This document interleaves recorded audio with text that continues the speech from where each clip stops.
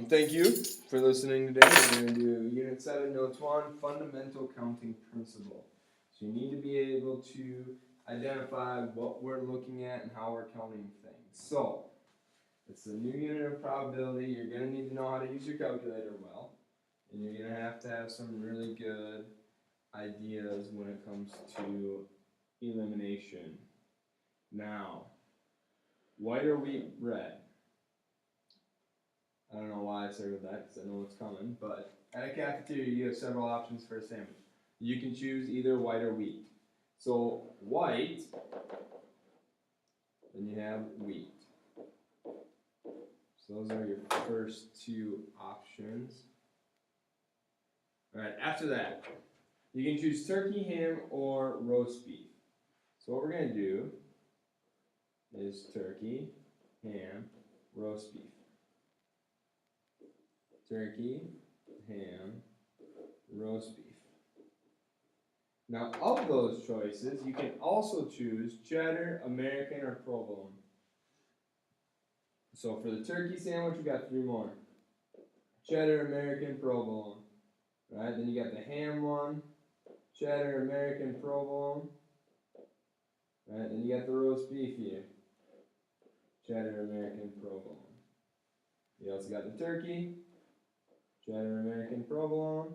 You got the ham, cheddar, American, provolone. Roast beef, cheddar, American, provolone.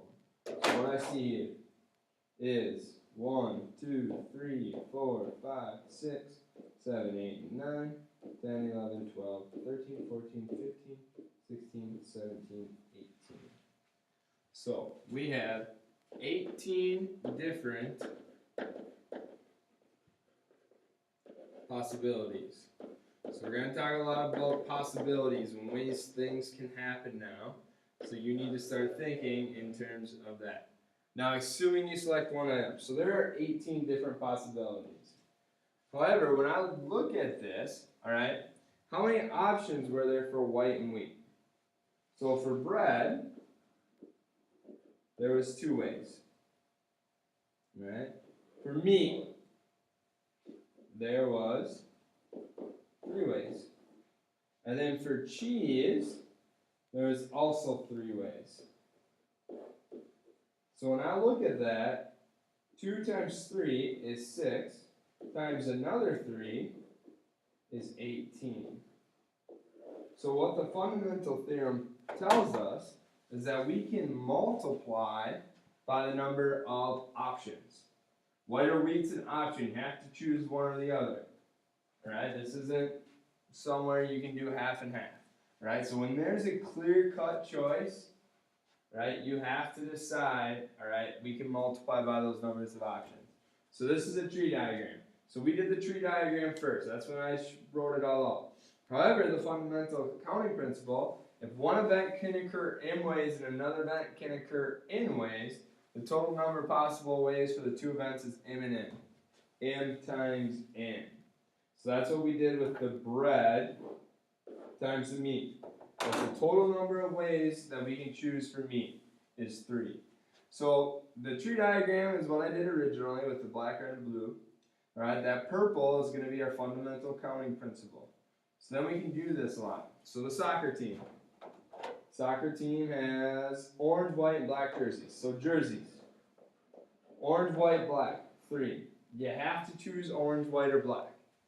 Alright, the team uses orange or black pants. So pants, I would have said there's 2 choices. And shoes, I would have said black or white. Use the fundamental counting principle. So 3 times 2 is 6, times the 2 for the shoes, there are 12 different possibilities. Alright. Possibilities. Now, thinking about this, alright, could they have wore orange jerseys, orange pants, and white shoes? That's an option, alright? But all of these are going to be different. So could they have wore black on black on black? Probably. Won't get very dirty looking, but hey, it's a choice, right? It might be hot during the summer too. So you have 12 different options. You gotta just remember that you're multiplying things together. So you're picking out a new car for your 16th birthday. I wish I got a car for my 16th. You have a choice between 7 exterior colors, 8 interior colors. So 7 exterior, 8 interior, and 4 fabric. Right, so interior, you know, you kind of have your dashboard might be black, your seats might be brown or gray or black leather, right? That's why the fabric comes into things.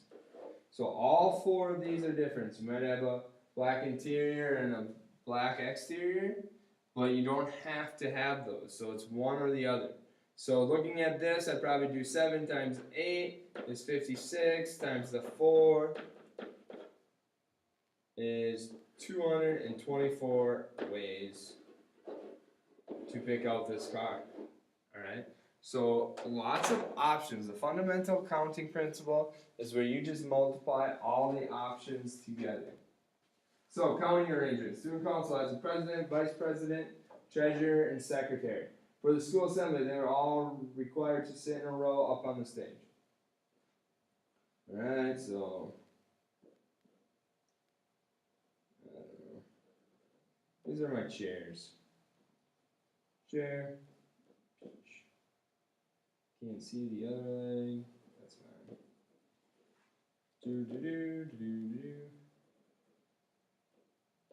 I should have been an art teacher. I seem to know what I'm doing. That looks like a better chair.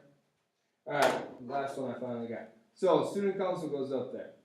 For the school assembly, they are all required to sit in a row up on the stage. And how many different ways can they arrange themselves? So I go up there, I'm the president. How many people can choose this first chair? Well, to me, all 4 of them can choose that chair, right? Except one of them just chose that chair. Alright, so then how many of them get to choose the next one? So then when we get to this chair, if one of them sat down, there's only 3 people left to choose that one. And then guess what? After that one, now how many are left for this one? There's only going to be 2 people left to choose from that one.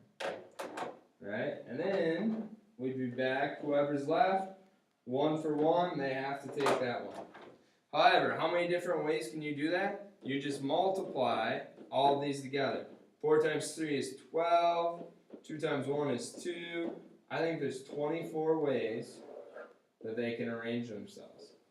So what you're doing here, make sure you understand that what you're doing right here, this thing, is you're going down by 1 each time. Alright? Because one of them picked, so then you got to take that one away, and now you're left with 3. So then out of the 3 people, one of them chose where to sit. Now there's only 2 left, so then it's only 2 possibilities. Alright, so that's important that you're dropping 1 each time. But total different ways, there's 24. Factorial. Read in factorial is the product of all positive integers beginning with n, counting backwards to 1. So here, this is what they would call 4 factorial. We did then the product of all of them down to 1. So you start at n, that's 4.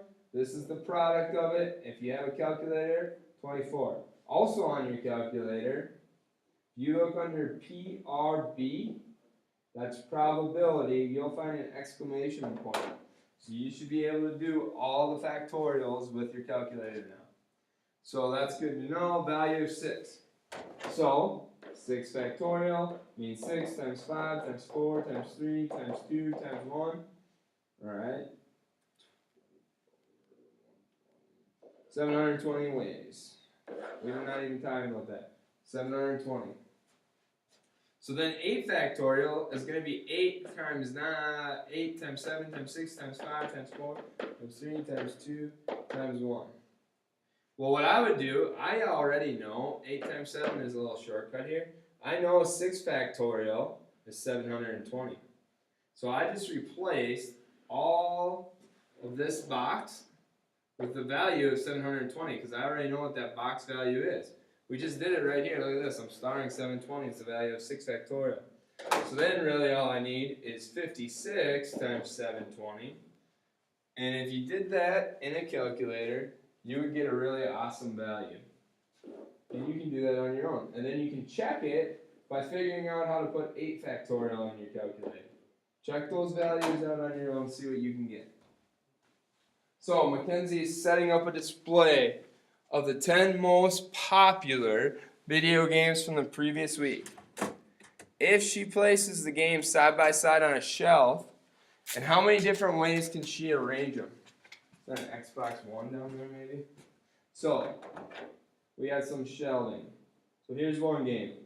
Here's another. Here's another. So in that first spot, she's doing 10 most popular. Well, there's 10 to choose from. Now if I take one away, how many are left? And the crowd goes wild and said 9. And now this class went even louder and says 8.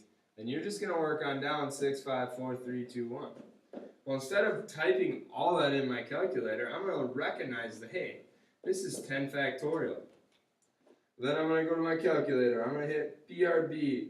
I'm going to hit to the right 2. There's an exclamation point. I'm just going to type in a 10. Hit exclamation point. You're going to get 3, 6, 2, 8, 8, 0, 0 ways to arrange them. So this factorial stuff can get really, really big, right? You wouldn't think in rearranging things 10 things a few times would get you that value. But in fact you do, so that's pretty cool. And it's nice to have some factorial stuff to help us out. So Zach and Brody are going to an amusement park. They cannot decide what order to ride the 12 roller coasters. Well, and how many different orders? Right, that should just be a trigger. Different orders, you're just doing, can they ride all the roller coasters if they ride each one once? So they are just going with all 12 roller coasters.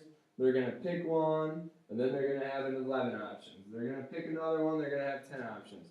So the answer to this is just 12 factorial.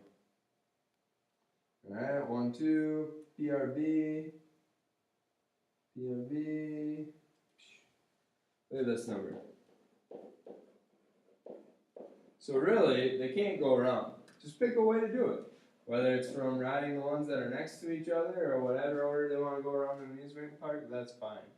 Now, if they only have time to ride 8 of the roller coasters, how many ways can they do this? So what they're doing is 12 times 11 times 10 times 9 times 8 times 7 times 6 times 5 times 4 times 3 times 2 times 1.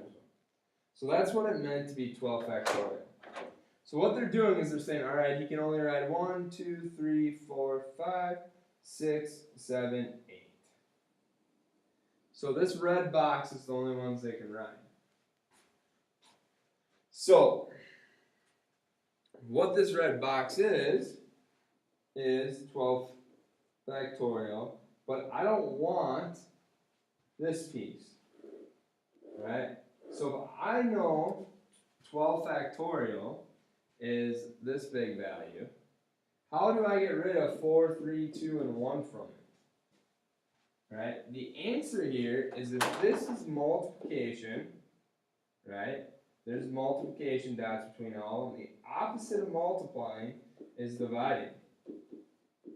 So what I can do is I can take 12 factorial and divide it by 4 factorial, because I'm not going on 4 of the rides, right? To do that in your calculator, you could have just took 479001600 and divided it by 4 factorial. 4 times 3 is 6 times 2 is 12.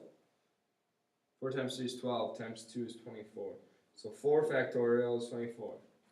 So if I left that number in my calculator, I could have divided it by 4 factorial or 24. And there still is 1, 9. And you guys even see that green. 1, 9, 9, 5, 8, 4, 0, 0 ways. So different orders, different ways, right? Very common language for the next week or two. So you're working on probability. Your calculator is really useful if you don't have one. When you're doing notes videos, you're not going to understand how to practice these buttons later on your own. Thanks for listening. Good luck with probability. Come ask questions.